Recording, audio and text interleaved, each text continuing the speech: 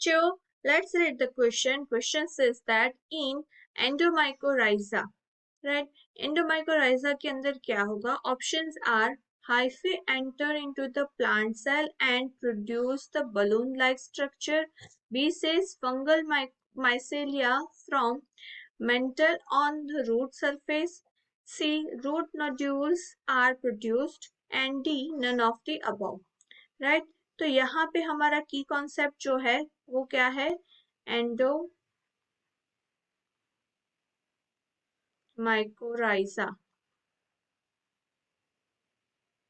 right इसमें ये जो माइकोराइजा जो है वो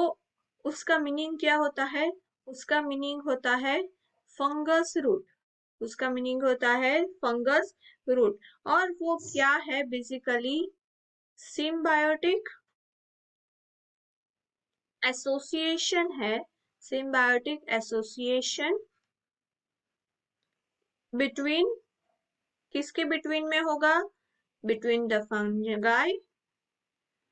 एंड हायर प्लांट और फंगाई के बीच में सिम्बायोटिक एसोसिएशन होगा राइट जो एंडोमाइकोराइजा जो है वो क्या करेगा पेनिट्रेट करेगा कॉर्टिकल सेल के अंदर कहाँ पे पेनिट्रेट करेगा एंडोमाइकोराइजा जो है वो penetrate into the cortical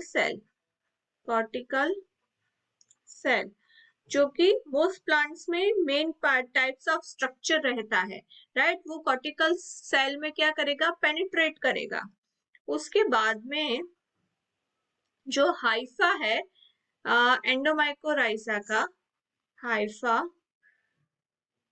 right वो क्या करेगा fungi penetrate the cell wall of invaginate the cell membrane right क्या करेगा सेल वॉल में पेनिट्रेट हो गया उसके बाद इनवेजिनेट करेगा इनवेजिनेट यानी कि जो सरफेस है सेल एरिया की वो बढ़ा देगा उसका कांटेक्ट बढ़ा देगा राइट सेल मेम्ब्रेन का और enter into the plant cell enter into plant cell right plant cell के अंदर एंटर होगा और प्रोड्यूस करेगा स्ट्रक्चर कैसा बलून लाइक स्ट्रक्चर प्रोड्यूस करेगा बलून लाइक और डाइकोटोमसली जो स्ट्रक्चर है वो प्रोड्यूस करेगा बलून लाइक स्ट्रक्चर प्रोड्यूस कर दिया अभी जो स्ट्रक्चर जो है आर्बस्कल्स का वो क्या करेगा इंक्रीज करेगा कॉन्टेक्ट सरफेस जो है वो इंक्रीज करेगा और जो एरिया है between hyphae and cell cytoplasm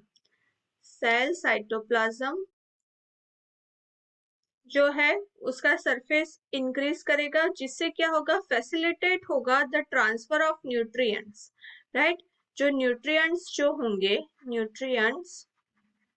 वो आसानी से ट्रांसफर हो सकेंगे राइट तो